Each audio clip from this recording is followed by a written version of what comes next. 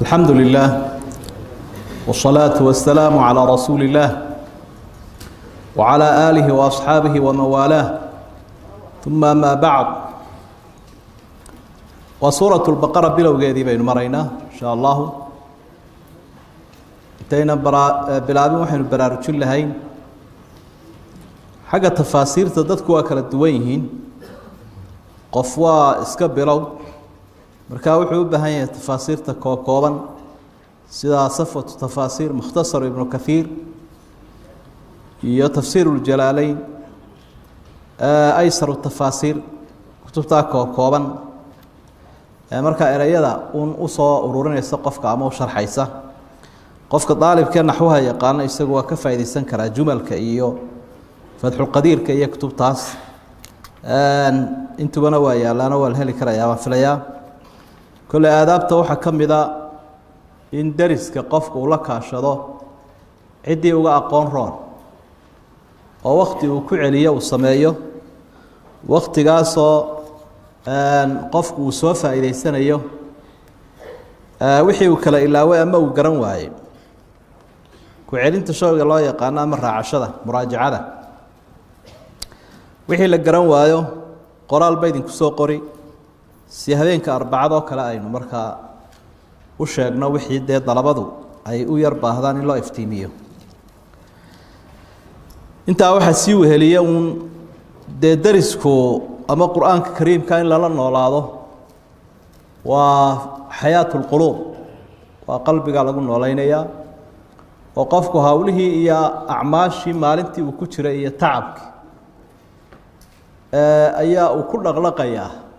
ama uu ku culayaa ku cidaadaya sidaa daraadeed hadduu qofku waayo daris uu qaato 24 saacadood waxa laga yaabaa inuu shaydaanku la durko waxaynu uga jeednaa tafsiirka inuu fahmayno waxa si weheliya ku dhaqankii iyo inaynu maaragtay ruuxda ku qaboojino suuratul baqara waxaynu horeysiin doonaa insha Allah suuradan أحاديث كسر أروري فضل غير أو سورة دني فضل غير هذا النوع العطينا ينوع فسرية تاسوا إنه كجران كراينا ميسان كوينا سورة دني هذا هي مهمة دينا حاجة بينه يروّد الدورنا سقف قيمة هي مضنت هاي سورة البقرة يكفى إليه سجدا حديث صحيح مسلم كسر أبي هريرة ورينا يو النبي قول عليه الصلاة والسلام لا تجعلوا بيوتكم مقابر فإن البيت الذي تقرأ فيه سورة البقرة يفر منه الشيطان على معنى الحديث كوريه نحبالها كدغنا waxa ku akhridaan سورة البقرة kuriga سورة البقرة lagu akhriyo shaydaanku ka carara inagana waxaynu doonaynaa waa inuu shaydaanku inaga cararo malaa'igtuna way timaadaa sidaynu arki doono shaydaanku uu ka carara meel malagimina naxariis baa taala meel shaydaanimina balaaya taala nabigu calayhi salaatu wassalaam hadith kala saxiixa waxa uu ku yiri oo isna muslim ku sugan quraanka akhriya maalinta qiyaamaha uu imanaya isaga oo u ergeynaya qofkii ehelka u ahaa ama ku dhaqmi jiray maalinta qiyaamaha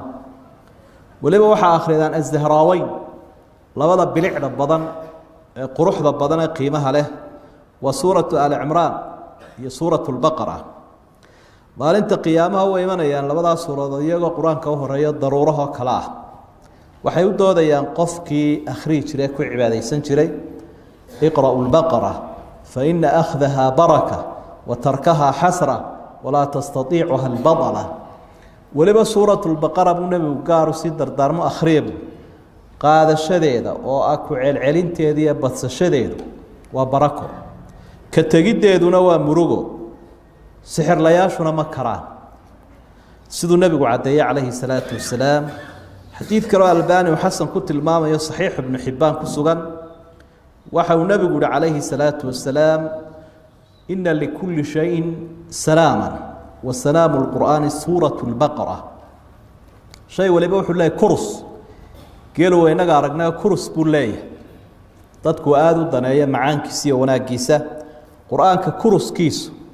وسورة البقرة قفك سورة البقرة هبين أخرية قرقيسة كو أخرية لم يدخل الشيطان بيته 3 ليال قرقيسة الشيطان كمسو قليو سدح حبيب النبي سدح هدنا كعلي ولي قابا وضم فإذا إنك السورة دي كم التهاي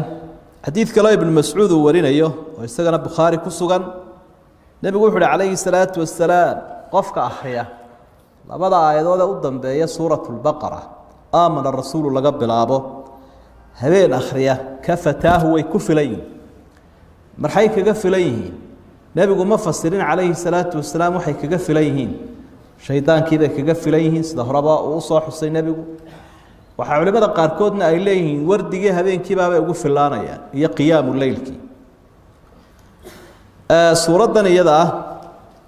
نبي مركو كور رمي عليه الصلاة والسلام حديث كلام صحيحة وحاول قفك آخرية آية كرسي ده صلاة والباء كداشي ده أما حاجة دمك كآخرية جنة وحا كهر شوغا أونينو دينتو مركو دينتو هريبو جنة كجلايا بخاري وحا كسوغان أو عضينا يا حديث كاسي حديث كأسيد بن حضير ورنا يا رضي الله عنه إنه نبي قلت المامي سورة مركا الأخرية إن نحريس لهينا سود دقيس ملائكتنا سود دقيس وإن دقيسنا يسو أخرين تيدا حديث كوا صحيح ويا أسيد بن حضير باورنا يا وحول هبين هذا كاملة أنا جو عبادة سنية إن كيجي يرايا يحيى نوي أجهر دو أيان سورة البقرة أخرية مركاني يرى أخرية فرس أكتر إذا كحدنا فرس كيجي أيان دقاقة وريجي وين يرى توشي هذا وان كعلي يو وريجي يحب وريجي ودقاقة يا سدي وحدي ذا يوكله مرصد حاد بن كعلي يو مركو دقاقة يوان الصلاة دي كبحيبو هالكاسان كتوشي حق السران يجوا وحنا كدول كيا وضع إفتيمية ضرورة تريجي إفتيمية أي كم وقنايا نبي قالوا الشيء عليه الصلاة والسلام وحو الرسول كنا إيشاقي إلى أهايم وحاو أركاد ضرورة هاي إفتين كاس ملائكة إلهي مركاتات كسي وذي الهيد والله أركي لها الصباح دي ملائكة يضادت كبا أم وقنايس أركا ملائكة ينحريست بسورة البقرة هالك لقوا أخرية أي كسو دقيسا سيدو النبي عدي عليه الصلاة والسلام حديث كلا حسن ترمذي وكو تلماميه ابن حبان خزيمة الصحيح ودا يكسو صارين وحاو شيغيا سورة قفك يقانا إنه مدح نقنايا أما هرمود مدحتنمada waxyaabaha siifiga lagu mutaysto ayaa uu kamid yahay suuratul baqara inuu qofku yaqaan ama xifdisan yahayba qalbu anba bixinay rasuulku sallallahu alayhi wasallam duulimaada ama koox sariya marka uu warwaraystayo nin waliba inta uu quraan yaqaan abu weydiiyay inta sana qaana nin dhalinyaraba wuxuu intaana waana qaana suuratul baqara waana qaana marka rasuulku waxa uu sallallahu alayhi wasallam suuratul baqara taqaana dhaqaaji anta amiru hada colka ka madaxahay dhaqaaji buu rasuulku sallallahu alayhi wasallam marka taasina wuxuuna tilmaamaysaa qiimaha uu leeyahay qofka suuradan yaqaana fadhhab fa anta amiruhum bu rasuulku yiri xadiidka sideedaad waxa uu sheegayaa suuradani waxay ahayd afkarasho weyn oo qulubta mu'miniinta lagu dhiriyo marka xaaladu adkaato iyo afkarasho cajiib ah nabiga asxaabtiisa ka dhaxaysay ahayd halka inagu aynu kan ilaahna tollaaydi asxaabtii rasuulka ay suuradan xadiidku waa saxiix weeye axmed iyo bayhaqi iyo muslimba waa ku sugan yahay inkastoo lafdiga uu leeyahay imaam axmed raximahullah maalintii xunayna asxaabtu ay jabeen nabigu calayhi salaatu wasalaam wuxuu la hadlay cabaas ibnu cabdilmudalib oo adeerkiya wuxuu hi cabaas ow dhawaa raggii yaacay u yeedh maxaa la odhanayaa yaa asxaaba asamura yaa asxaaba suurati albaqara saasaa loogu yeedhaya war qoladii geedka nebiga kula heshiiyow xaggee u yaacdeen id yubaayicuunaka taxta ashajara waa maalintii adkayde sanadii lixaad xudaybiye heshiiskii lagu galay ee muslimiintu ay nabiga gacan qaadeen in wixii uu amro ay yeelaanoo maka la galo oo ilaa dhimasho loo diyaar garoobo heshiiskaa raggii galay xaggee u yaaceen wayaa asxaaba suurati albaqara baqara raggii yaqaanay ama ehelkaba u ahaa ee loogu talagalay inay ku dhaqmaan xaggay qabteen waxaana weeyaan de waa suuradda sida cajiibkaa u soo bandhigta jihaadka ninkii axkaamta jihaadka ku yaqaanay iyo baqari siday jihaadka uga waranto xaguu maray sidoo kale Khalid ibn Walid markii uu colka hor kacayay la dagaalamayay ninkii nabinimada sheegtay ee la oran jiray Musaylimatul Kadhaab yawm al-Yamama asxaabtii iyo muslimiintii halka maray aad baa loo laayay markii dambe dib loo abaabulayay isaguna yeedhmadaas oo kale ayaa uu ku baaqay oo ugu yeedhay ansaartii iyo muhaajiriintii baa waxay isugu yeedhayeen yaa asxaaba suurati al-Baqara hatta fataha Allahu calayhim yeedhmadaasa oo inaga halkaynu tollaayay ka nidhaano iyaga tollaayadu iyo asxaaba suurati al-Baqara baa waa la soo noqday labada jeerba marka nabigu Abbas riyaad iyo markuu yiri Khalid loo yeedho colkaba labada jeerba waxay u soo laabteen si cajiib ah oo degdeg ah oo jawaabeen waxa uu lahaa imaamka la yiraahdo Khalid bin Macdan suuradda wuxuu ku magacaabi jiray fustaanul qur'aan waa taambuuga qur'aanka qur'aanka oo dhan bay ku dul qotontaa waxay ka hadlayso qur'aanka oo dhan wuxuu ka hadlayo way وبركاته يا وينانته يا أحكامته آذو بدن درادين وحاو صور نقل أما حصى إمام مالك رحمه الله كتاب كيس موضعة عبد الله بن عمر إنه برنا يسورة يفقه جيدا يا أحكامته سيدات سنضاد رواية لو واحد المام يسا إنك سو مالك أنا كسجنين تاريخ عمر لبيه طبعا سنضاد ببقرة دول فدي هذا ضوء فاس تهاي هراو صفر ده هدون يسبل أما الله بينات كجد جذبته أما الله هاي ورمو ينقب بلابه رجع أنت تسكت يا شيخ عمر بن الخطاب لبيه طبعا سنو سورة دول فدي فقه جيدا إيو فاهين تيدا إيو روحي تيدا إن كيسينا وحاو دول فدي عبد الله بن عمر سيدات سنضاد لبدا بنا waxay ka mid ahaayeen asxaabta ugu badan xagga cilmiga quraanka iyo sunnada aad u yaqaan marka waxay nooga baahan tahay faham iyo dhugasho badan oo aad iyo aad qofka muslimka ah ugu dadaalo suuradan waxay leedahay khasaa'is iyo waxyaabo ay suuradaha kala gooni tahay waxa ka waa adwal suura fi quraan suurada quraanka ugu dheer weey marka la isu geeyo saynu ogsoonahay ودوا لبتسيا ديرات أما شن حسبي وحكو دوية سورة وحكو شرتا آيات وقول دير آياتها قرآنك وصفحة أما هالبقع آية الدين سورة وحكو شرتا كلا سدا وإلى هذا ابن كثير رحمه الله وسورة وأحكام بدن أحكامتها وين حسد دوناي قفك مسلم كايو بهاي أما مجتمع مسلم كأما الدنيا دوا وبهانتها قوانينتي النظام سورة كوب سنتي وجب بدنوي ولي بقى آياتها أحكام تكورنا مركا وحى ولا وحى كتير 1000 حكم و1000 أمر و1000 نهي و1000 خبر كن أمر يكون نهي يكون حكم يكون خبر ورجل وحياة ولا بقى لي بقى ساوى صور رمي سورة ده سين سؤال كينه وحكوس سجان سورة ده آيات دي أينو مكسومر إنه آمن الرسول إلى أن طلب الله آيات ده ودنبيه ديراد النبي كشجع عليه الصلاة والسلام ينقفك كفليهين وحكوت سورة ده آيات دي وجودا بيسي القرآن كريم كسودكتي واتقوا يوما ترجعون فيه إلى الله آخر آية نزلت من القرآن وسقول كراجحة في علوم القرآن مركل لايغو سورة مقعية دورة إلا هي سورة البقرة والسورة التي ذكر فيها قصة البقرة قصة دي ساعة أيها لقود حشاقي سنام القرآن ولا إله ذروة القرآن ولا إله هذا مقعية دي كمدهين كواس وحديث كاتانا عدين آية دي ولا ببقى لي لحية سديتنا آيات كلمتها سورة كتيرة آيات كاس أي ككوبينهين ولحكن يبقى يكوبي اللواتن كلمات حرفه نواشن يلباتن كن لح بقى يصدح هي طبعا حرف ركبات سدا حافظوا في السطور وفي الصدور قرآن كساسا لابتنا الله هيا كتاب كان الله هيا إلى شنيا مركب مثل استوى قالي هتوي ما تو دوران وحكب بدله يا حرفيا ما رجعوا ترسمها wax la bedeli karaaba ma jiro marka haddii aad ku dhufato 10 ama sifir ku darto 25 kun dee waxay noqonaysaa 250 kun 6,130 ajri ayaad leedahay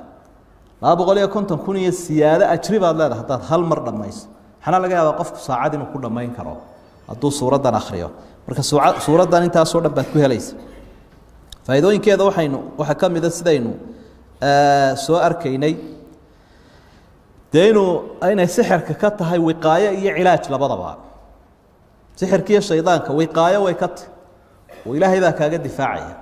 oo culimada cilaajku sida saxda ah wuxuu daweeyaa waxyaabaha culayska ku saaraan sixirka iyo jinka iyo isha suuratul baqara kowka ah nabiga cadeeyay calayhi salaatu wasalaam marka cilaaj way tahay oo qofkii waxyaabahaas cudurrada ruuxdu ay soo gaaraan waa lagu daaweeyaa ka hortagiina waa saas oo kale waa loo isticmaalaa sidaa daraadeed bay habboonta guriga in lagu akhriyo siiba arooska guriga cusub xaafadaha qofku hadduu kari waayo inuu akhriyana waa inuu cajalada ku ridaayo ay iska siraadaata cajaladu siiba waqtiyada la aamusan yahay iyo habeenkii marka la seexdo waxyaabaha lataa'ifkeeda waxaa ka mid ah suuradda bartamaheeda waxa ku beegan ama dhexdhexaadkeeda aayadda ka warramaysa muslimka dhexdhexaadkiisa wakadalika jacalnaakum ummatan wasata litakunuu shuhadaa cala annaas ummaddani waa ummad dhexdhexaad ah oo ummadaha gaabiyeyna kuma jirto kuwa xadgudbayna kuma jirto aayaddaa dhexdhexaadka sheegaysa dhexdhexaadkeeda ku beegan 142 meelahaasay noqonaysaa dee kala barhkuna 43 meelahaasaabuu haaba intaa haddii aynu kaga soo gudubno suuraddu khasaa'iskeeda iyo fadligeeda muxtawayaadkeeda aynu wax ka taaban lahayd ama waxyaabaha ay suuratulbaqara koobsatay suuraddani waxay koobsatay sharciga dadku ay u baahan yihiin intay adduunyadan joogaan ee aanay ka maarmi karaynin waajibna ku ah daruurina u ahee baahidooduba ay ku xidhantay sida caqiido wanaagsan cibaado wanaagsan cuud xalaala ama xoolo wanaagsan oo qofkii uu isticmaalo u dhaqdo iyo qoys wanaagsan iyo akhlaaq wanaagsan iyo siyaasad wanaagsan iyo xoog military oo wanaagsan intaasoo dhan bay ka warramaysa marka waxay aada ugu baxday suuraddu nidaamka aynu soo sheegnay oo si mufasala ay uga soo bandhigi doonto guud ahaanna marka la isku celceliyo waa caqiidada noocyadeedii kala duwanaayo noloshii addoomaha ilaahay uu farayo inay cibaado ka wada dhigaan dhinac walba intaa aynu soo sheegnay markaa suuraddu waxyaabaha ay soo bandhigtay bay ka mid tahay nidaamka caqaa'idka cibaadaadka mucaamalaadka akhlaaqda arrimaha qoyska siiba ood arki doonto furiinkii iyo cadadbixii iyo ilmihii la jaqsiinaya iyo xuquuqa zawjiya dadka la guursan kara iyo dadkaan la guursan karin suuraddu waxay aada uga warrantay taariikhdii bani aadamkani uu ka soo bilaabmay inaanu iska abuurmin daayeerna ka imanin sida gaaladu ay ku doodaan laakiin ilaahay uu abuuray subxaana wa tacaala xikmadna uga jeeday marka waa inaga arki doonnaa nebi aadam oo ilaahay abuuray oo abuurkiisana malaa'igta uu sii ogeysiiyey iyo khaliifada laga dhigay waa suuraddu waxay tilmaamaysaa inta ifkan la joogo in dagaal lagu jirayo dee ibliis baaba taaganba oo aabbaheen weerar ku qaaday marka ha isdhiganin ninkii isaga ahaa ee aabbihii inoogu weynaa dagaalka la galee xaasidee ku kibray weli uu taagan yahay isaga iyo faraciisa suuraddu waxay ka warrantay soo bandhigtay waxaan la yidhaahdaa adduunyadu waxa loo qofku u baahan yahay inuu khibrad helo waayo aragnimo hore oo dadka qaarkood ay soo mareen maxaa nolosha laga ilaalinayaa maxaase nolosha inta la qaadanayo lagu dadaalayaa labadaaba waxa kaa sixi kara maadigii oo lagu sharxo saa daraaddeed shayga la yidhaahdo taariikhda waxaa la yidhahdaa taariikhdu wax sahlan maaha taariikhda hore waxaa lagu saxaa mustaqbalka waxaa la yidhahdaa taariikhu mir'aat almustaqbalu mir'aat almaadi mir'aatu lmustaqbal waktiga hore tegay waa muraayadda waktiga soo socda marka aada buu qur-aanku uga warramaa taariikhda suuraddani waa suuradda ugu badanee ka warramaysa taariikhda reer banu israa'iil ama nimanka yuhuudda la yidhaahdo alyahuudu fi lqur'aan yuhuuddu muuqaalkay leeyihiin quraanka dhexdiisa suuradda ugu cajiibsana soo bandhigaysa way yuhuudda aad arkaysa taariikhdooda aynu hayno maantana aynu arkayno adduunyaduna khadiyaanka ka taagan tahay suuraddaas aad sawirkooda ka arki karaysa waliba wax cajiib ah iyagoo kuwii taariikhdan laha ay tageen ayaa markuu ilaahay la hadlayo kuwii nebi maxamed waqtigiisii joogay buu la hadlayay iyagoo tallaabooyin waxyaabaha laga warramayaana wixii hore ay yihiin leanna mar walba yuhuuddu way wada socdaan kuwii hore iyo kuwii dambe marka khatarta ay leeyihiin iyo ceebahooda in lagu baraarugo iyo in la iska ilaaliyo awgeed suuraddu aad bay uga warrantay 3 meelood oo meel wax ka badan suuradda ayaa soo bandhigaya laga bilaabay yaa bani israa'iil adkuruu nicmatii allatii ancamtu calaykum ilaa laga gaadho waid ibtalaa ibraahiima rabbuhu bikalimaatin faatamahum ilaa halkaa laga gaadho intaa qisadoodaa soconaysa suuraddu waxaynu arki doonaa qisooyin bay xagga dambe kusoo bandhigaysaa ilaa 4-5 qiso oo iyaguna dhammaantood tilmaamaya awoodda ilaahay iyo inuu ilaahay aakhiro dadka soo noolaynayo dad badani nolosha aakhiro iyo diidmada aakhiro diideen daliilkii sugayay aakhiro iyo jiritaankeeda dhowr qiso soo bandhigaya qisadii nebi ibraahim iyo xayawaankii ilaahay uu nooleynayay markaa dee ilaahay isha u saaray qisadii cusayr taaluut iyo qisadiisa qisaskaasoo dhammina xikmaddaasi xambaarsan yihin dhaqaalaha bani aadamku wax soo saarkiisa siduu u soo saari karaa inuu xalaal noqdo oo ribada ka ilaaliyo iyo wixii uu haystay meelaha ugu fiican ee uu ku bixin karo iyo aadaabta uu ku bixin karo iyo wixii la kala amahanayay heshiisyadii la galayay ballamaha laga bilaabo aayadaha infaaq iyo deeqda ka warramaya aayaatu riba aayatu dayn intaasoo dhammi dhaqaalaha saxan ayay suuradda ka warrami doonaan muuminiinta ama awliyada ilaahay ammaanta leh iyo astaamahooda qaaliga ah iyo inaynu ka mid noqonno laynagu dhiiri gelinayo iyo inuu ilaahay towbadiisa diyaar inoola yahay labada aayadood u dambeeya ayaa ka warrami doona adduunkan lagu waari maayo warun baa ka hadhaye inaynu iska diyaar garowno mid aakhiro la idhaa iyo qiyaamana u dambeeyo ayaa ilaahay u xusi doonaa wattaquu yowman turjacuuna fiihi ila allah marnaba qiyaamaha la ilaawin xalla waxa aynu islaba rogayno aynu soconayno aynu dhisayno aynu dhaqayno waxa ka dambeeya un su'aal iyo xisaab suuraddu arrimaha ay soo bandhigtay kuwaas weeye tafsiirkeeduna halkaas inooga sii socon doonaa insha allah wallahu subxaanahu wa tacaala aclam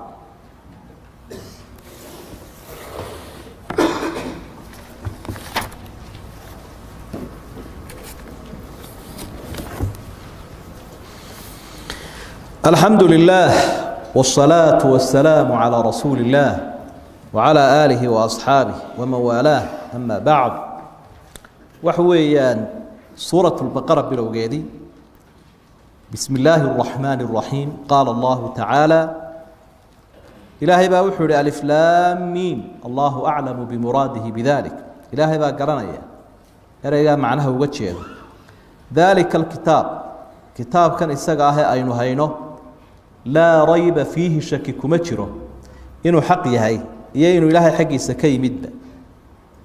هدى للمتقين تدك ألا الربيعي هنون بويه سيدا صار رب سبحانه وتعالى وكب العابة ألف لام ميم يعني يال دوري علماء صارين معناها سأقول بيار إنه حوية إن لقد يقاون أما يهي قرآن كقيبة متشابهة معناه هذا إلهي وقرن يقول وما يعلم تأويله إلا الله وحيابه تاجن يهينا وحكمنا إنه موجنا قرآن كان إنه يهي معجز معنيه سوحوية مدابت كؤة أو ضد كؤاني لا إيمان كرين واني كاني كرين كتاب كان إذن هريا اللي ديدنتهين ولما عربتي وامدك كوبا إريدي أما اللغة أتقانين هذا حرفها معناه هذا ما قرن إنسان أرنت واحد تسنيسا إنه معجز هذا بدان لكيني كرينو بني آدم أنو كيني كرينوي وحياها سي موجينيا waxa kamida bay leeyeen culimadu sida badan xarfahaas waa sida qaalibka ah markay suurada u soo horeeyaan quraanku kulkiiba ilaahay ka warama sida halkan badalika alkitabu la rayba fihi ilaahay wili kitaabkan isaga waa kan aynu hayno kitaab bimaana mid maktuuba way oo waa qoran yahay halkuu ku qoran yahay lawxul mahfuudku ku qoran yahay oo wuxuu ku qoran yahay xaashiyaha iyo kutubta ay hayaan malaa'ikta ilaahay oo wuxuu ku qoran yahay kitaabkan aynu hayno saddexda meeloodba waa ku qoran yahay isagoo isu markhaati furayo aan iska hor jeedin ذلك الكتاب لا ريب فيه kitaabka isaga ahi ذلك waa eray lagu tilmaamo waxa fog hada kitaabkuna uu hor yaala macnaheedu ma aha inuu meel fog yaalo laakiin waa in martabadiisu sareyso quraanka darajadiisa ayaa sareyso ilaahay baa waxa uu tilmaamayaa subhanahu wa ta'ala liyudhhirahu ala ad-din kulli diimaha kala dhan buu ilaahay doonay inuu ka sareysiyo inaguna waa inaynu ka sareysiinaa وإنه كتاب كوينين سيدا إلهي سودة شيء وويني نبينا محمد والصحابة رضوان الله عليهم يقول أي وينين كتاب كان السجع فايدوين كيسبا إلهي ونوش يجاوب حتى لما كتاب ضد بدني هذا الدوران قارب بدني هذا عبيانها عاين شككوا متشرو لا ريب فيه مركك حساب تنملها ضد بدنه كشكي أما يلي بني آدم باص ما يست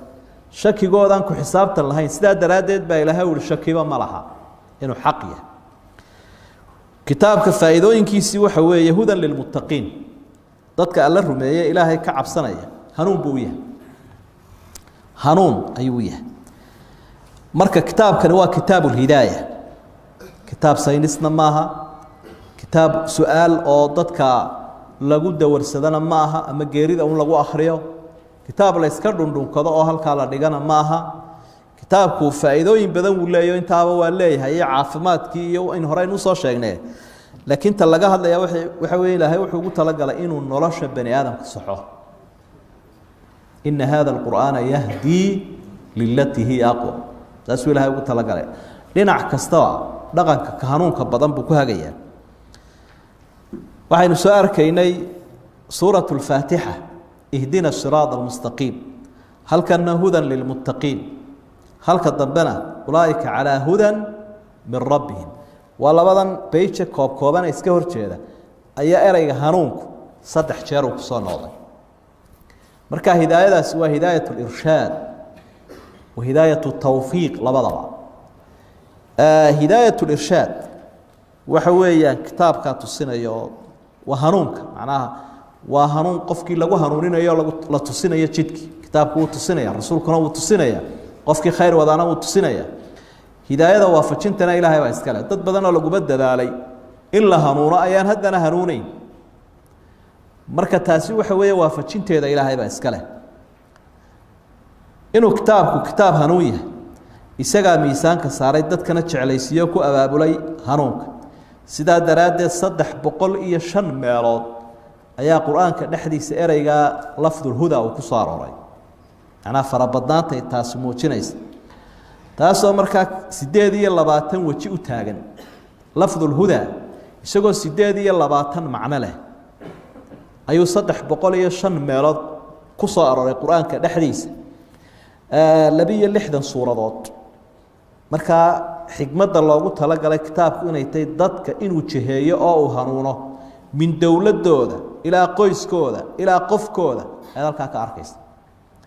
lafdul huda ama ereyga hanuunku macnayaashu bixiyo dhowr 8 ka waji qaar kamid ah hadaynu ka soo qaadano waxa kamid ah mararka qaar ka thabaat buu noqdaa ereygu sugnaasho ihdina siratal mustaqim ilaahu nagu sugweey jidka toos bayaan buu noqdaa mararka qaar hanuunku waa hanuuno macnihiisu yahay bayaan sida halka oo kale mararka qaar kood ereygani rasuulka buu noqdaa fa imma ya'tiyannakum minni huda haduu rasuulidii yimaadee culimada ku fasireen rasuulka laftiisa hanuun buu la socdaa marka hanuun baaba loo bixiyayba mararka qaar kood sunnada iyo dariiqa saxda ah ayaa looga jeedaa hanuunka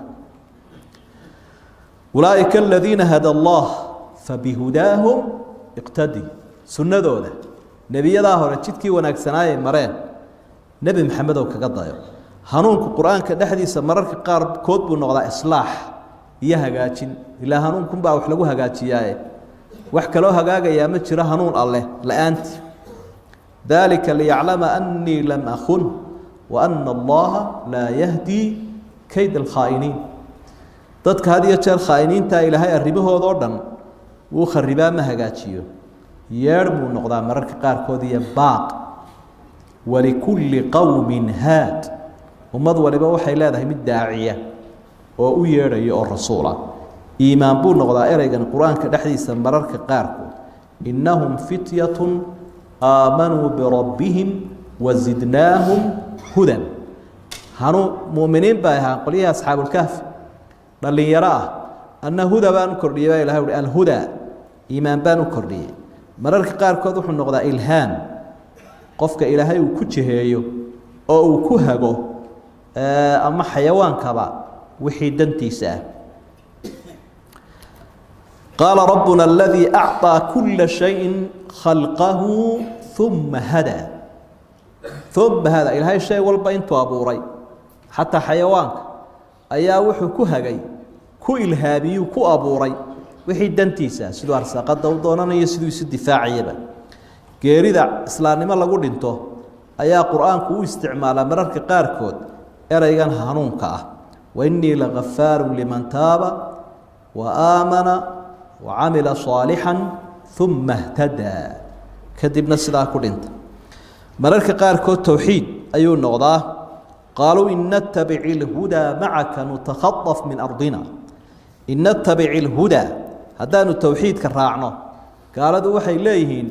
nimankii carbeed nabi maxamed uu ka soo dhaxbaxay calayhi salaatu wasalaam waxay yiraahdeen hanuunka waxa noo diidaya hadaanu hanuunka raacno dee waabana la halqafaya dad baana kala goosanaya waana laga guulaysanaya guul darrada iyo fulaynimada ayay ka mid tahay iimaan la'aantu ay leedahay quraanku mararka qaarkood buu eraygan hanuunka u isticmaala tawraad walaqad aatayna muusa alhuda tawraad baan siiyay ilaahay 28 waji eraygan quraanka dhaxdiisa u yimaada ama ku soo arooro kuwayaalahaas ka mid ah tusaalun baynu uga jeednaa in eray macna kaliya leh oo noqon ka macnayaal badan yeelan kara quraanka dhaxdiisa laakiin marka la eego wuxuu isugu soo buyashubmayaa wanaaga ilaahay adoomahan uu la doonayo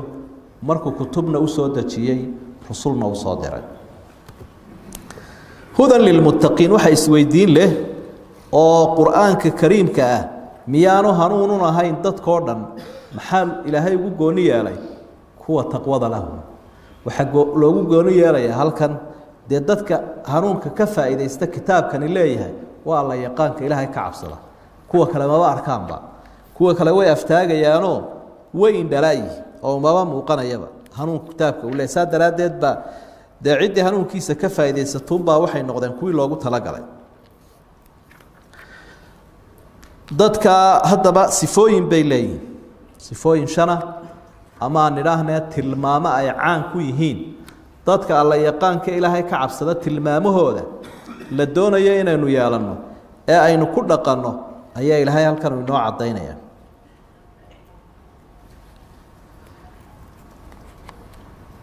فيقول ربنا إلهي وحوري الذين كوي ويه يؤمنون بالغيب وحمقان بيرميان ويقيمون الصلاة صلاة نوي أوغان ومما رزقناهم ينفقون وحي آنو كو أرساقني معناه وحي آنو حورئي أدون سينينا ينفقون وحبيك بحيان والذين يؤمنون وكو الرمينية الرميي بما أنزل إليك وحي قال لك قصة دجيي قرآني حديث باء وما أنزل من قبلك هي كتبتي لسود دجيي هذه هرتا وبالآخرة هم يوقنون آخرنا كالسوني وين بيكو قوانا كما شكسنا ندي دنا أولئك كواس على هدى من ربهم هنون بي كدل سجيهين إلى هذا حقي سايك هلان وأولئك كواس كلية هم المفلحون كواس الليبان مركا تلمامها ضدك لغا هلاي ضدك ساكو انتفاعي وكفى إذا يستي كتاب كان هانون كلها سدا إلهي بكمر خاتك عايش سبحانه وتعالى الدنيا ده وحلا قصة هاي قاطع قول أما قول درو كوا سا جوشة كلا تجي الدنيا ده الدون كان كوا جوشة كلا دعاء قول يستي وقوة المامة هذا وعقيدة دي وناك سني وعمل كيف فعنا وأخلاق ذي يدقن كي وحوي يدق سينما دي وناقي قفك الله قبه هنا انتو إفكن شوقا أردن بآيات كوابسانيا غيب كي ربيا غيبك dadku way kala duwan yihiin cidda qaybka rumaysaana waa cid aragti dheer cidda qaybka aan rumayna waa qof aragti gaaban indheergarad iyo indhowgarad soomaad maqal adduunka imika si kale loo fasiro indheergaradku waa dadka qaybka rumeeya waxaanay arkayn bay ku qanceenay rumeeyeen markaasay u diyaargaroobeen oo camal falay kaasaa indheergarad kaasaana aqoon-yahana kii kalena waa indhowgarad weeye mar hadduu maraya itaabsii wax alla wuxuu muuqdaaba ma jiro qaybku waa ilaahay subxaana wa tacaala ilaahay wuu naga qarsoon yahay waa jannada iyo waxa ku sugan aynu jibaysanna waa naaraha iyo waxa ku sugan aynu ka baqayno waa xisaabta waa suurta waa malaa'igta inaga qarsoon waa jimanka wax alla waxaasoo dhan waa qaybki shay kasta oo qur-aanka iyo xadiidku ay sheegeen oo adduun iyo aakhira mid kastaba ha joogeen aynaan arkaynin inaynu haddana ku qanacnay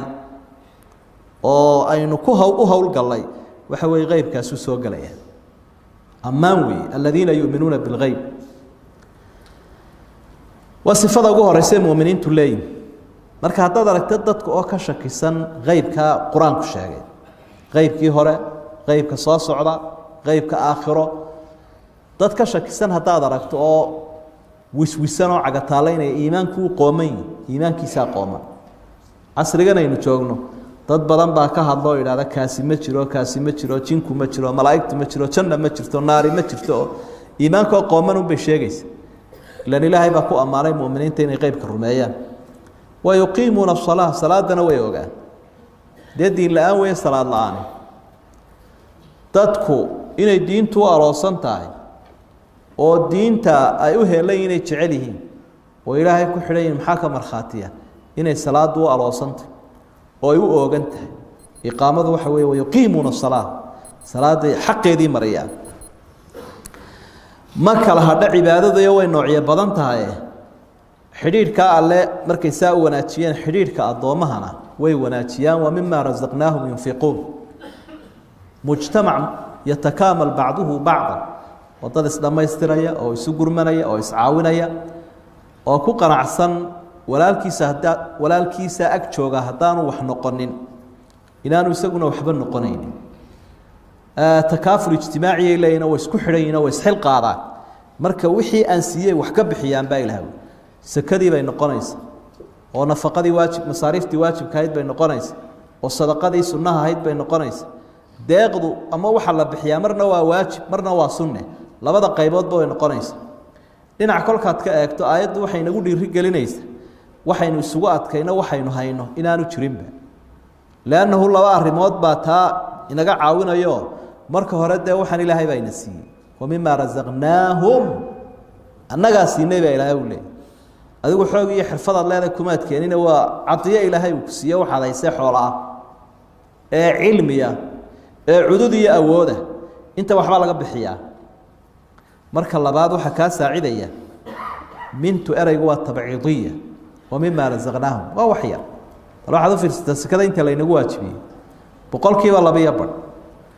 790 iyo badhna waxa lagu hayso si kale haddii loo dhigo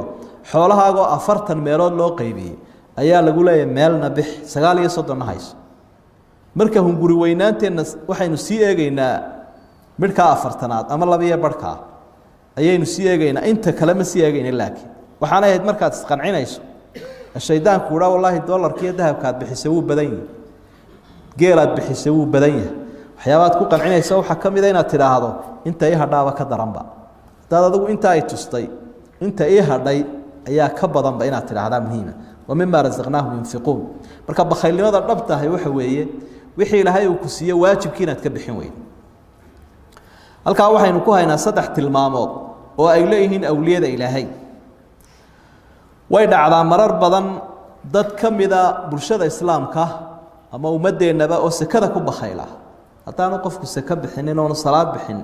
sakadii bixinin oo salaad tukanaynin xaguu ku faylaya xagii lagu ogyahay xoolihiisu way iscunayaanoo way baaba'ayaanoo way barako beelayaan goor dambuunbaa isagoo khasaaray oo madaxa xoqanaya la arkaya laakiin meel laga raacay muu garan marka sakada waa in maalka laga safeeya haddii kale way baabiinaysa tilmaanta afraad ay leeyihiin awliyada ilaahay la doonaya inaynu sidooda noqonnaa waxa weeye waladiina yu'minuuna bimaa unzila ilayk wamaa unzila min qablik waxay rumaynayaan wixii lagugu soo dejiyey nebi maxamedo iyo kutubtii la soo dejiyey adiga hortaa iimaankani waa iimaanka qarada leh ee qiimaha badan ee quruxda badan ee laga doonayo qofka muuminka ah suuradda aakhirkeedana ilaahay wuxuu ku ammaanay awliyadiisu ku ammaanay iyo dadka iimaankooda wanaagsan yahay aamana arasuulu bimaa unzila ilayhi min rabbihi waalmu'minuun kulluna aamana billaahi wa malaa'ikatihi wa kutubihi wa rusulih intaasaa la israacinaya waa iimaan dhammaystiran oo qabyaalad iyo eextoona aan lahayn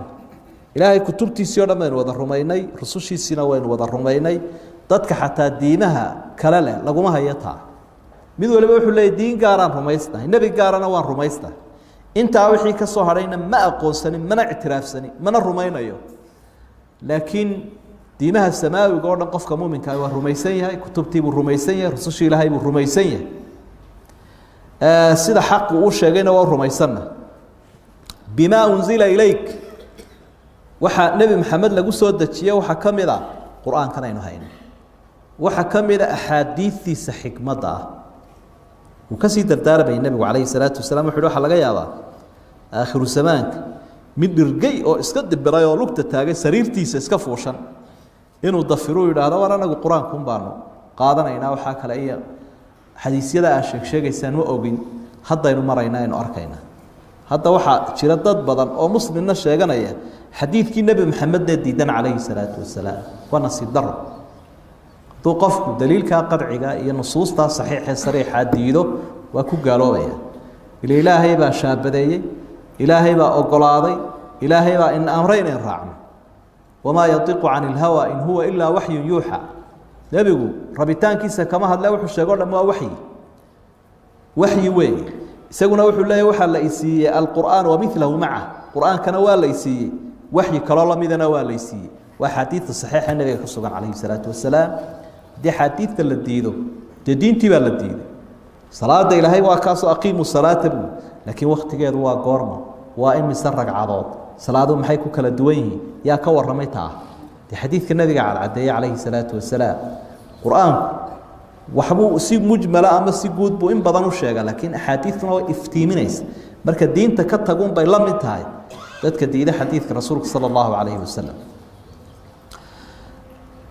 wamaa unzila min qablik kutubta inaga horeysay intoodii inuu ilaahay soo dejiyo nebiyadaa ku soo dejiyo waa rumaysanna intii xaqahe ka taalana waa rumaysanna laakiin dee wixii la bedelay iyo wixii baatil ku jira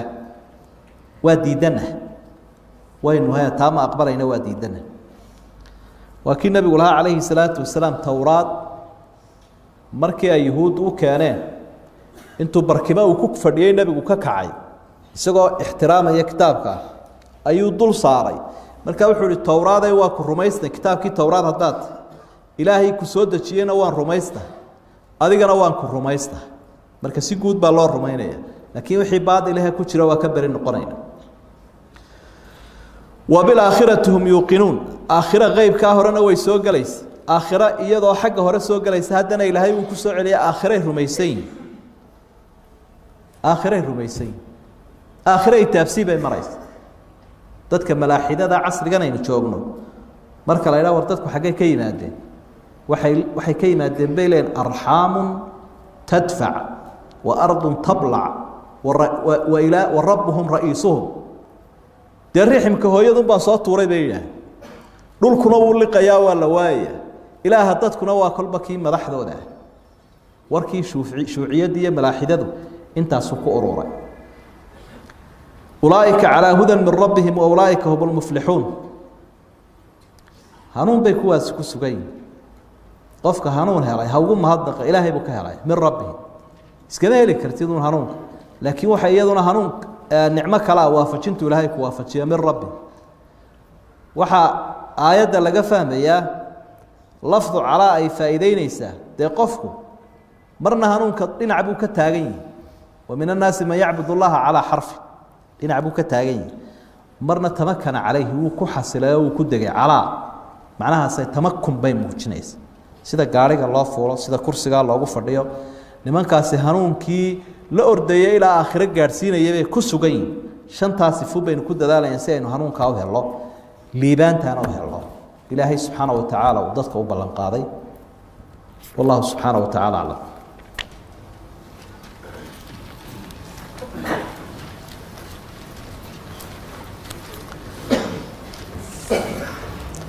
الحمد لله والصلاة والسلام على رسول الله وعلى آله وأصحابه ومن والاه ثم ما بعد قال الله تعالى وسورة البقرة آية الحاد بين كبل آبين قال الله تعالى إلهي وحور إن الذين كفروا كوي قالوا لي سواء عليهم يجا وحي اسكم ده أأنذرتهم إن أددكتو أم لم تنذرهم إن أددك واسكم لا يؤمنون الرمين مايا ختم الله إلهي وحد ضبالي دم كدقي على قلوبهم قلبي يدودي وعلى سمعهم يبقى الكود وعلى أبصارهم إنده دينا وحصارا غشاوة ضبال أي الدم كواه ولهم وحي إليهن عذاب عظيم عذاب وين بيليه مركا انتا صوت الله بقى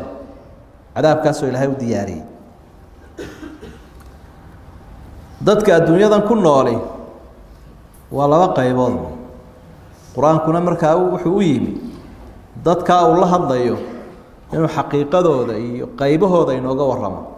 qaarkoodna waynu ku dayan qaarkoodna waynu ka fogaan laba qaybood bay ku soo ururayaan oo gaali iyo islaam labadaas markaa aynu ka soo warrano aayadaha hore ilaahay inoogu soo sharxay dadkii muslimka ahaa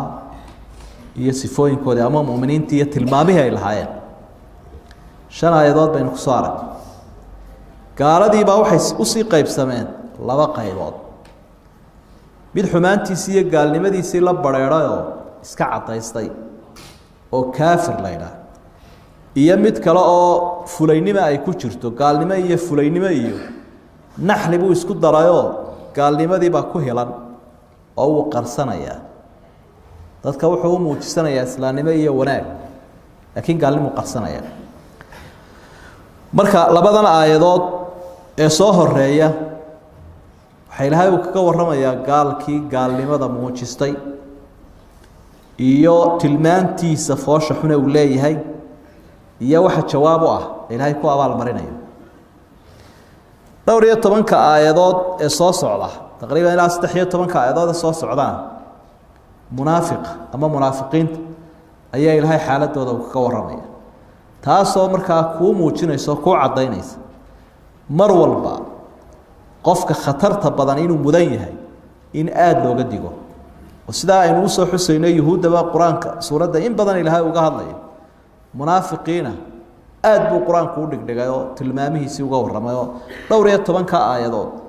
munaafiqiintii bay soo bandhigayaan mawaaqiftooda iyo aragtiyahooda iyo murankooda iyo gaalnimadooda waanay mudan yihiin oo wixii had iyo jeer kuu muuqdaa dee waad iska arkaysa cadowga muuqda waad arkaysa libaax ciye iyo libaax aamusay kala sheegeen soomaalidu kaa ciyaawaabu ku ogeysiiyey laakiin kan aamusay hoostunkaa soo galaya mar qura ku liqaya ka u darani waa ina aladiina kafaruu kuwii gaaloobay kufriga iyo gaalnimada waxa la yiraahdaa kafara bimacnaa satara waa uu asturay waxaan asturmayn buu gaalku isku dayay inuu asturo waa xaqa iftiimaya sida qoraxda u iftiimaya sida daraadeed baa waxa loo magacaynu bixinaynaa waxa weeye gaalka waa xaq dabool wuxuu isku dayayaa xaqii oo muuqda inuu daboolo oo uu qariyo waa kaas ay fara badan isku dayayaan liyudfi'u nuur allahi biafwaahihim afka lagu baqtiinaya ficilka lagu baqtiinaya laakiin ma baqtiin in alladina kafaru tayis baa sameynaya qoos uu ka qoosinaya dadku mar haday mowqif ka qaateen halka ay taageen nabi maxamed iskaga qoos hadaad u digtiyo hadaanad u diginba waa isku mid iimaan male dar ilaahay og yahay oo isagu ka warkeenay way waxa marka aayadu ay cadaysay hadii ay dhacdo dadku inay talaabada qaadaan oo diintii ay ku gacan saydaan ay diidaan oo wacdiga iyo waanadu ay mari weydo cilad baa jirta ciladaas waa maxay إلهي بعد ختم الله على قلوبهم وعلى سمعهم وعلى أبصارهم غشاوة قفك أدركتين حق مر لايه وحريه وقفليه ختم قوة الضبال حيلها وجيسين يا وكشبها يا ويل الحرال الضبال يا قريب مركا قلبي وويل ولهم مدارك وحلايا وحيابه وحصوا قبطه وحصوا قبطه بالله وأرقي هي مقلكي لبدي بوي حرمين دين لأنت وحي لا دقلان يا إن دلان مركا قلبي يميلي وحصوا قبنا يبا وي حرمين تاسا وحيقوا عنتاي إني حقا شعلان ويا رمين ويا ولهم عذاب أليم نتيجة دي وي عذاب كاكلول أي ولهم عذاب عظيم عذاب وين أي لي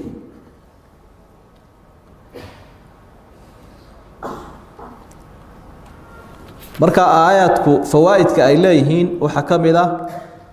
qofka bani aadamka ahi marka had iyo jeer waanadu ay anfici weydo waa inaynu garanaa inuu bukaan yahay cudurka weyn qofkii ku dhacaana waa iimaan la'aanta marka bukaanka waa in caafimaadkiisa uu raadsadaa kol hadduu dareemo waanada iyo wax sheeg inaanay wax macnaa u sameynaynin bukaankiisu weyn kolba qiiradiisa iyo jibadiisu intay leeg tahay ayaa ama hadii lagaba waayo dee qof buu ka weyn maxalul wacyi alquluub meelaha dadku waanadu ay ka saamaysaa waa qalbiga waxyaabaha aynu ka faa'iideysanayno waxa kamida qofka bani aadamka ah marka had iyo jeer isagu uu doorto xumaanta ilaahayna uu sii badiyaa sida ilaahay baa aayada ku cadeeyay فلما زاغوا وازاغ الله قلوبهم فبما نقضهم ميثاقهم لعناهم وجعلنا قلوبهم قاسية وقفك يصي درك وسي فغادي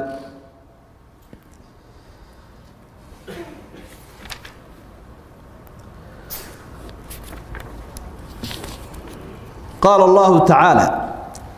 ومن الناس دتك وحكم ذا إلهي لمن يقول بذورنا يا آمنا بالله إلهي بأن رميني وباليوم الآخر مالك تنبأ آخرنا وأن رميني وما هم بمؤمنين هو إيمان لنا معها ومنافقين تبا هل كانت المامه هذا إلهي وكبل عضيا سورة باكرتو سورة المنافقون لا إله سورة هذا قوة رمي كمتها هي سورة البقرة وسورة النساء وسورة التوبة تلمامها منافقين تمركا دونيس منافق مرة والبوش وغاية هل كاسات برايات دي سكت داوانيس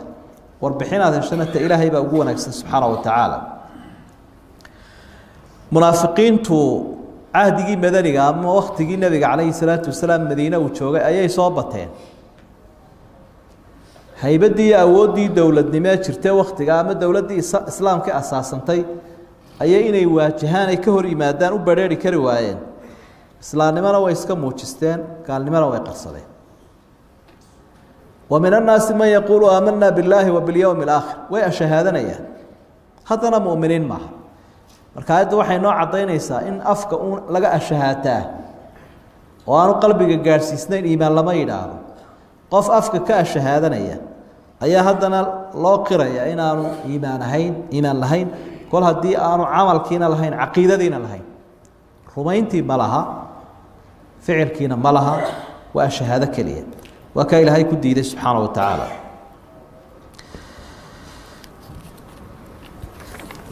marka al-iimaan ma waqara fi al-qalbi wa sadaqahu al-amal qalbigu ku sugmaya qowlka laga dhawaaqaya xubnahana waa lagu muujinaya nifaaq ama munaafiqnimadu marna waxay noqotaa aqadi oo waa qalbiga qofku gaal ka yahay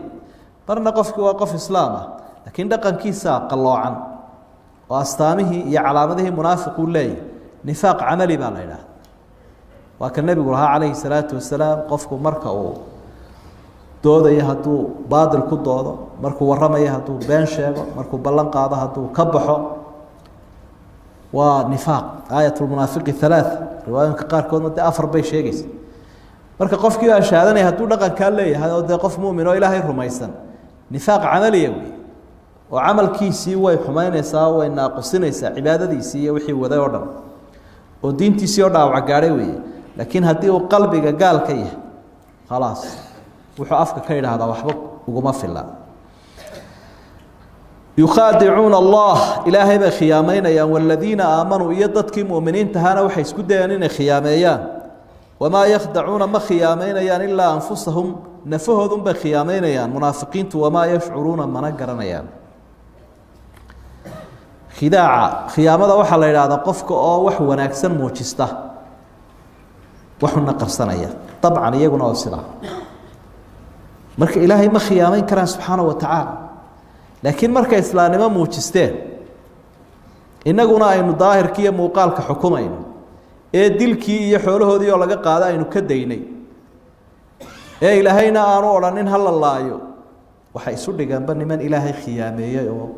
رسولك خيامية ومؤمنين خيامية مراد كودي حماك عيشي هي كده جاي لكن إلهي لجمه هو ستوسه لما خيامية سبحانه وتعالى نفتوذ بخيامين يا منقرنا يا ها قفك بني آدم كاي هديه حمان سمايو ديبك يسوي كسور ريا لنا عنه ما دافع وما يخدعون إلا أنفسهم وما يشعرون الله وحده ولا يحيق المكر السيء إلا بأهله قفك هدوه حمان يشرقال سمايو استقع أيان دافعنا يكون كوبنت في قلوبهم مرض قلبي قوض عذر باتشيفة قلبي قوض عذر باكتره فزادهم الله مرضا إلهينا عذر كلو كري ولهم عذاب أليم عذاب كلول بيلي بما كانوا يكذبون بين انت حق بينين درادي عذر كداو النوعية بدنيه عذر شركة كلها يمد روح ذا كلها عذر كودا نواكي قلبي جاي روح ذا كلها هبا إسكع عضاضي هبا إسكع حوق وينادين هبا إسكع في مشارين بها هذا سيد القرآن كإلهي كسفي ونمن حوق بدن بها هذا وإذا رأيتهم تعجبك أجسامهم وإن يقولوا تسمع لقولهم لكن هدنا عذر كي دلاجة هبا هيو قال نما قلبك كبوكان هدي قفك وقلبك عافمات قبل عذر كشرك وحبا ما يلا استقبل كيس آخره أجري وحكوها ليا عذر كشرك تابع المريض بكهلا يا مصيبة waxay aayadu cadeynaysaa qofka bani aadamkii markuu xumaan doorto ilaahay inuu si kordhinayo macsiya ku dhiibtaa macsiya hadda dambi ku dhacdo mid kale ku sii dhibaysa sida ay xusaysay aayada hore aynu soo akhrino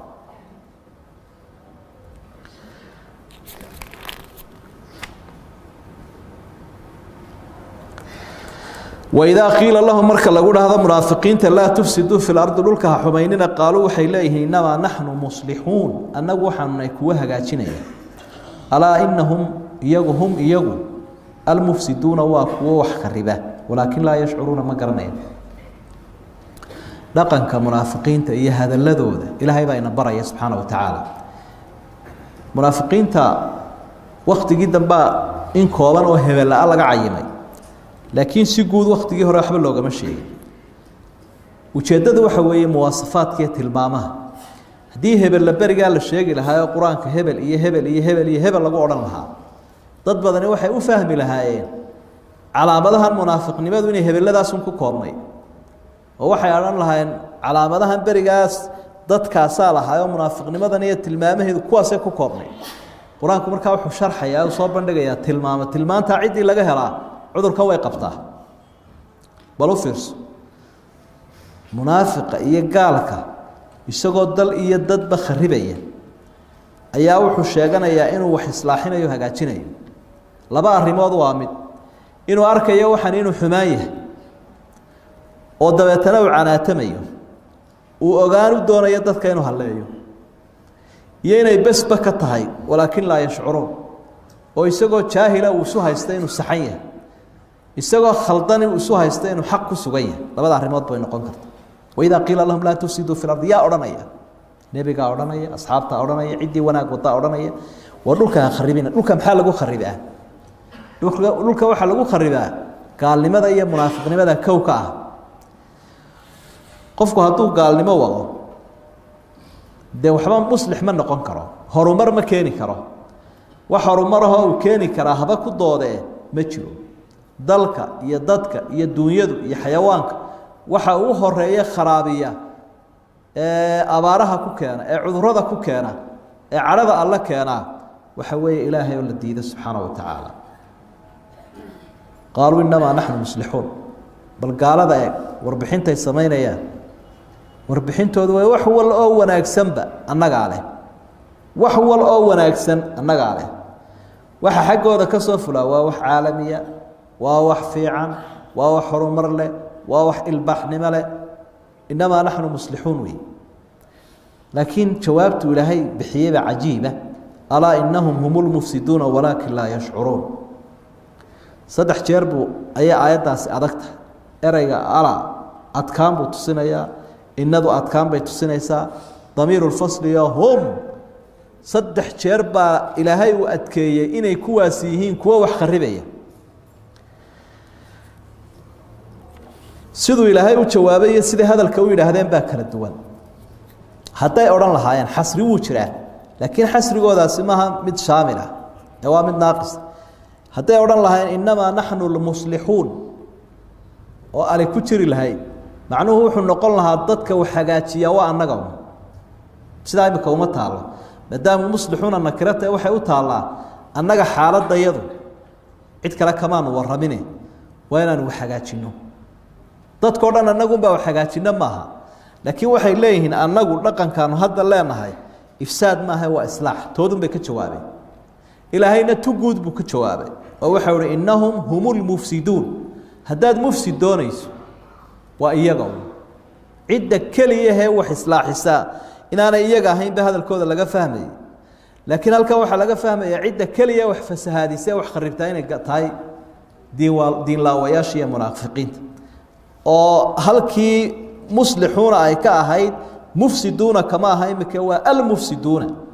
marka la isku daro munaafiqiya gaal kuwa wax khariba waa kuwaasuun ala innahum humul mufsiduuna walakin la yash'uruun halkii hore waxay ahayd la tufsidu fil ard tana way ka sii xeel dheertay dalka kharibaya oo dadka kharibaya oo wax walo ilaahay uu doonay inay ummaddu ku badbaadada kuwaas way ka kharaabiyeen marka sidaasi baa quraanka kariimka ilaahay uu inooga digaya khatarta ay leeyihiin dadka aan diinta lahayn had walbana calaamadaha lagu qiyaasaya waa kuwa quraanku ina baray mawaaqiftooda iyo aragtidoodu waa inay isla saxan yihiin oo isla toosan yihiin oo xumaantu ay la wanaagsan tahay oo ay xayeysiinayaan marka ilaahay baa tilmaanta laga qaadanaya iyaga lagama qaadanayo wabillahi tawfiiq wallahu subhanahu wa ta'ala a'lam